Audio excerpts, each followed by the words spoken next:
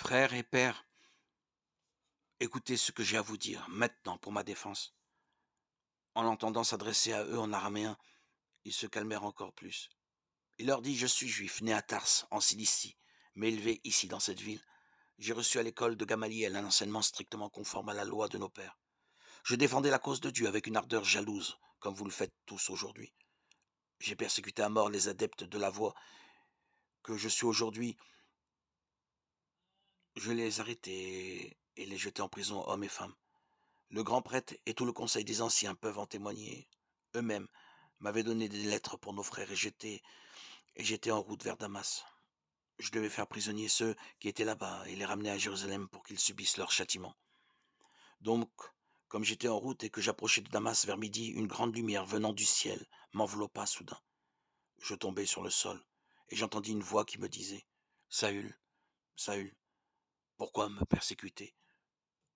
Et moi je répondis: Qui es-tu, Seigneur?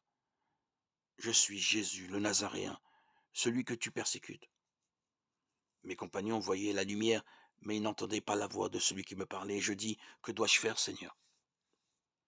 Le Seigneur me répondit: Relève-toi, va jusqu'à Damas, et là on t'indiquera tout ce qui t'est prescrit de faire. Comme je n'y voyais plus, à cause de l'éclat de cette lumière, mes compagnons me prirent par la main, et c'est ainsi que j'arrivai à Damas. Or, Anani, un homme religieux et fidèle à la loi estimé de tous les Juifs habitant la ville, vint me trouver et arrivé auprès de moi, il me dit: Saül, mon frère, retrouve la vue. Et moi, au même instant, je retrouvai la vue et je le vis. Il me dit encore: Le Dieu de nos pères t'a destiné à connaître sa volonté, à voir celui qui est le juste et à entendre la parole qui sort de sa bouche. Car tu seras pour lui, devant tous les hommes, le témoin de ce que tu as vu et entendu. Et maintenant, pourquoi hésiter? Lève-toi et reçois le baptême, sois lavé de tes péchés en invoquant le nom de Jésus. Revenu à Jérusalem, j'étais en prière dans le temple quand je tombai en extase.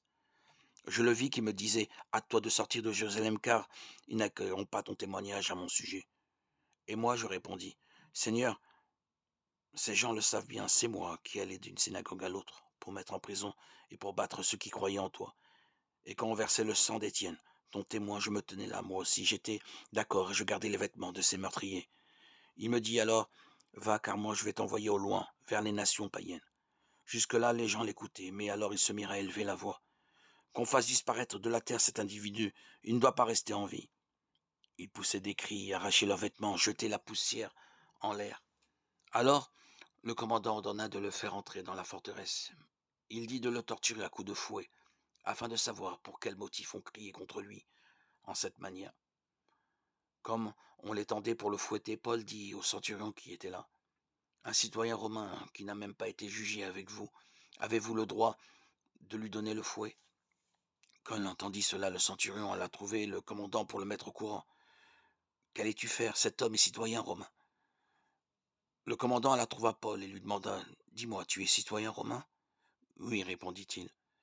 Le commandant reprit: Moi, j'ai dû payer très cher pour obtenir la citoyenneté. Paul répliqua: Moi, je l'ai eu de naissance. Aussitôt, ceux qui allaient le torturer se retirèrent, et le commandant fut pris de peur en se rendant compte que c'était un citoyen romain et qu'il l'avait fait attacher. Le lendemain, le commandant romain voulut savoir à quoi s'en tenir sur les accusations des Juifs contre lui. Il lui fit donc enlever ses chaînes, puis il convoqua les chefs des prêtres et tout le grand conseil, et fit descendre Paul pour l'amener devant eux. Actes des apôtres 22, 1, 30.